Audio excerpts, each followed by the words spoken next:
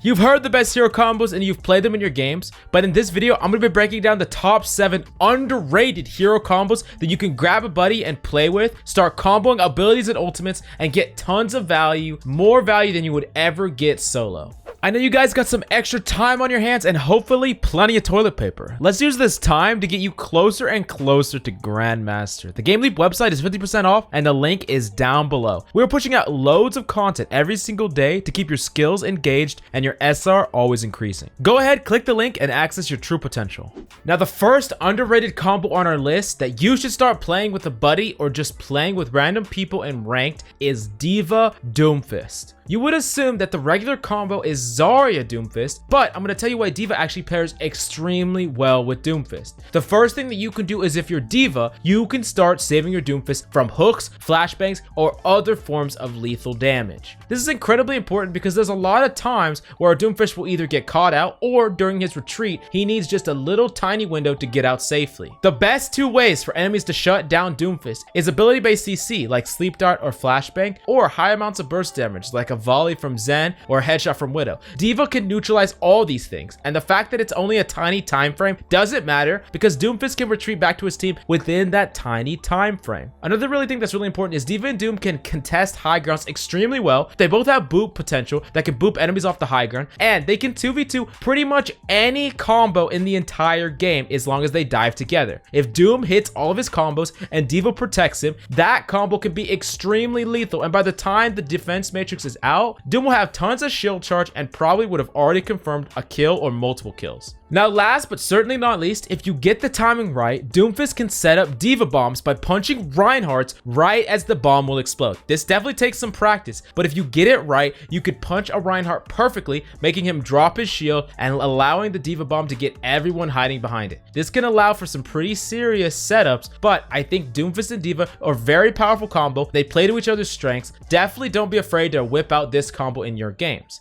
Now, let's move on to our second most underrated powerful combo on the list, and that's Lucio and Roadhog. We all know how incredibly powerful Roadhog is at getting picks and making proactive plays, but on the flip side, we also know how notorious Hog is for going on flanks, getting no value, and dying. Here's the thing about Roadhog. Sometimes it takes him extremely long to get in position on a flank, and if he takes too long, he doesn't bring any value to the table, and if he doesn't actually get any value from his flanks, it's not going to be worth the time. Lucio can speed that time up and make them much more consistent because of the transition time allows you to get enemies more off guard. Another thing is, a lot of times if a Hog fails a play, he can really get pressured by focus fire or punished by enemies pushing up on him, such as a Reaper. Lucio can zone these people away, speed boost the Hog out, and really helps a lot of his weaknesses. A Hog Lucio flanking together plays on each other's strengths. The Lucio gets the Hog in position to make some plays and protects him from getting punished, and the Hog supplies the power level to confirm kills with the Lucio, making it so you can put tons of pressure as a 2-man army on the flank or in the back line.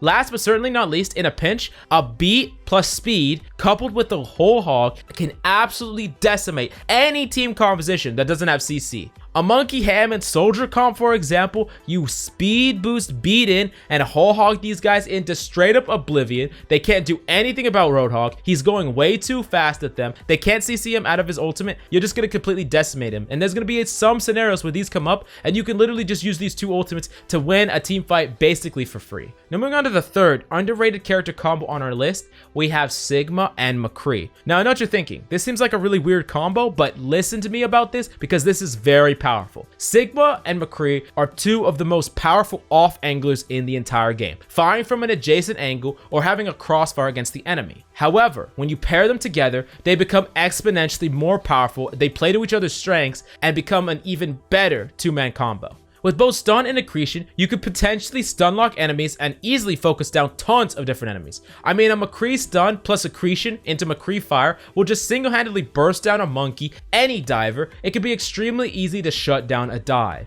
Giving a McCree a specific shield wherever he wants to peek from allows him to free shoot and duel enemies when they have little to no counterplay. I mean, imagine peeking out a little window with a shield, allowing you to free fire, stand still, and focus down a Hanzo, shoot at a Widow, or pressure the enemy tanks. Now, the strengths don't even stop there. High Noon set up with Gravitic Flux or even just a Sigma Shield can easily wipe the enemy. As long as the Sigma Shield is there to block enemy burst fire or cooldowns, you can get tons of really proactive High Noons and you can stand in all kinds of crazy positions. Even if the Sigma and McCree aren't necessarily playing right next to each other, as long as the McCree is playing in a place where the Sigma can throw his shield out to protect the McCree can get a really powerful high noon play off. Imagine a McCree flanking the enemy, a Sigma pushing his shield all the way through to the back of the enemy lines just in front of his own McCree, and the McCree high nooning from behind. The enemy panics, turns around, tries to focus the McCree down, but guess what? Sigma shield, easy kill. Also, you could set up things like Gravitic Flux, the enemy pops trance, but a high noon will still kill all the enemies inside as long as they don't have anything to protect themselves. The trance will not save them. Very powerful combo that could still win a team fight even through Transcendence.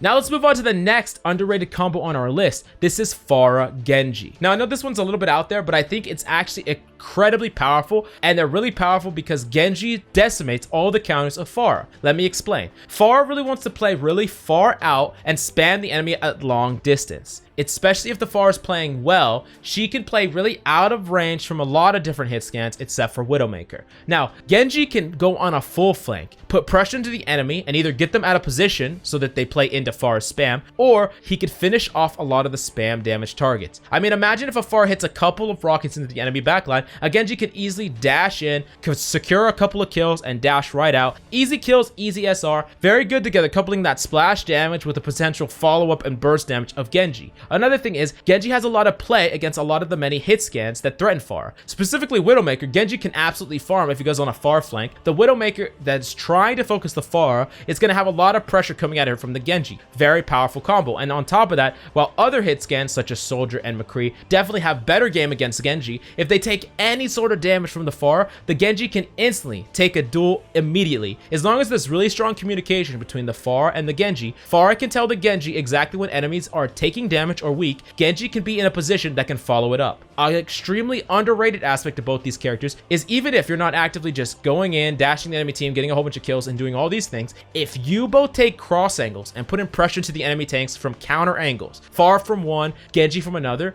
at the very minimum, you're going to be putting out tons of pressure on the enemy, building up Precious ult charge, and allowing you and your team to gain slow advantage while you both build your ultimates. Then we got to get into the last and probably the best point, and the fact of the matter is both Genji and Fara's ultimates are two ultimates that alone can end an entire team fight if they're not properly dealt with. This is where you really use the aggro of one character to help create opportunity for another. If the Fara is going in for a barrage, the Genji can go in, dive their backline, focus the supports, put pressure on them, make the enemy DPS peel for the supports, and then your Fara goes in for a barrage. Or vice versa. A Fara goes in, spams the enemy, the hit scans are focusing her down while taking some damage, the Genji goes in, cleans them up with Dragon Blade. These are two characters that need a lot of focus, and if one character can take the aggro away from the other, it allows them to shine. I think this is a really underrated DPS combo, and it's not one that a lot of people play, but I think it has tons of potential, capitalizing on the characters that counter their partner and really working well together to make it so that each character can get more impact overall.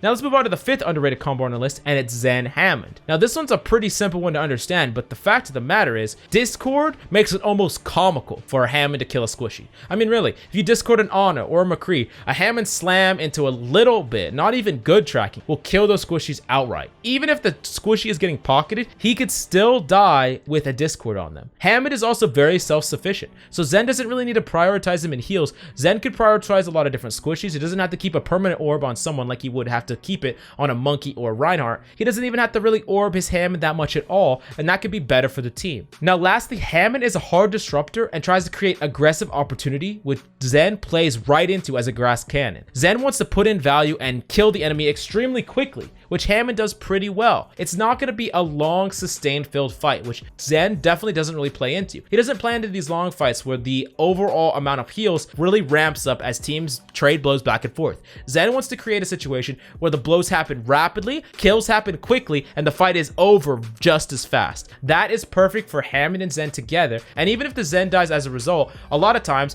putting in some value to the front line, discording a target, and letting your Hammond run wild can allow you to actually win a team fight in incredibly fast against unsuspecting teams. Now moving on to the 6th underrated combo on our list, we have Baptiste and Junkrat. Baptiste and Junkrat is actually a really underrated combo together, and I think it should be played on a lot of different choke point maps like Temple of Anubis First Defense. Junkrat is very strong at holding chokes, everyone knows that, but a lot of times he wants to stand his ground. He doesn't really want to have to use his Mind Storm ability, he wants to use them for damage, but sometimes he has to. He doesn't have any form of sustain or self-recovery. The only thing he has of mobility is his mines, but that's also part of his lethality. Baptiste gives him the sustain to work even better and really hold his ground. Instead of running away against the diver, he could hold his ground in an immortality field, use his mines to burst down the diver, and really disrupt a ton of dives. I mean, if a Hammond comes in or a Monkey comes in, he uses those mines to burst them down. He can really quickly shut a dive down. Very, very powerful, and he's already good against non-dive. Against compositions like Reinhardt or Deathball or people that want to route through choke points, he does so good against them, so it really helps him deal with one of his weaknesses while at the same time making him even better against his strengths. With Baptiste's amplification matrix, Junkrat's primary, lethal squishy. It does 260 damage with one single body shot through amplification matrix. If an enemy team pushes into that alone, you don't even need a single other combo and you could just destroy their whole team. I mean, if they're trying to push through a choke point and you amplification matrix and spam,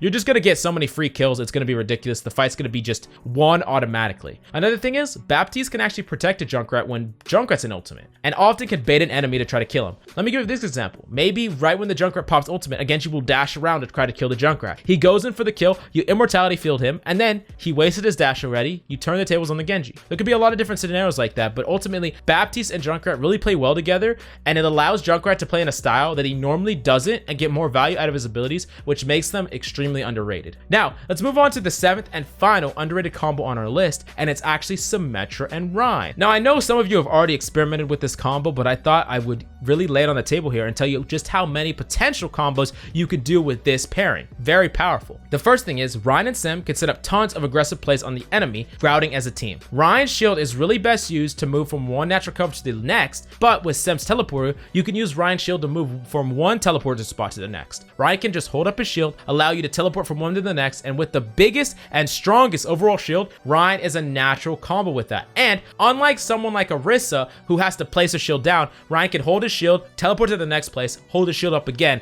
It's very, very efficient for these two characters to play together. Way more efficient than something like Sigma, way more efficient than someone like Orisa. On top of that, teleports can be used to give Ryan an out in the case of a risky flank shatter. You could set up on a flank, have a teleporter right near you. If the shatter doesn't work out, you just teleport back to your team. You could also, if you learn how to do 180s, you can set up scenarios where you teleport right behind the enemy, 180 shatter them, get them completely by surprise. I don't see this enough because frankly, it's gonna work like 90% of the time. I mean, really, if you could sneak a teleporter behind the enemy or have it hidden somewhere, you could set up all these insane flank shatter scenarios. Now, in the next way that Symetra helps Ryan is in the way that Symetra's turrets slow enemies. It makes it really hard for enemy Ryans to come in hard and pressure the Ryan as much as he wants, which really allows your Ryan to get more space and get more swings in overall. And he doesn't really get overwhelmed as much. And the next thing that's specifically helping Ryan is if you are in the Ryan v Ryan and your Symetra rises up photon barrier, you can play around your own barrier plus the photon barrier, which means that you're almost always gonna win the Shatter War. I mean, it's basically a free Shatter War win as long as you have a photon barrier. And then last but certainly not least, Symetra actually really wants to get close and farm her charge off of shields. Sometimes it's really hard to do that with passive tanks like Orisa, but if you can really push up with the Ryan, put pressure into static shields and build up that charge. Let me give you this example. When Orisa puts a shield up, the Ryan pushes up past the shield, puts pressure on the enemy Orisa, while his Sim really builds up charge off of that shield that is now in the space that he claimed. Very important dynamic, but I really think that this combo is extremely underrated and can definitely get you tons of value in your games. Speaking of getting tons of value in your games, if you are dedicated to climb, you want to climb to Grandmaster, the Game Leap website is 50% off and the link is down below. We're pushing out loads of content every single day to keep your skills engaged and your SR always increasing. Go ahead, click the link and access your true potential. Anyways, that's all I have for you today. Any questions, please leave them in the comments down below. If you have any suggestions, comments, or questions, definitely leave them in the comment box down below. I'll be trying to respond to each and every one of them. That's all I have for you today. I'm Coach Mills, and until next time,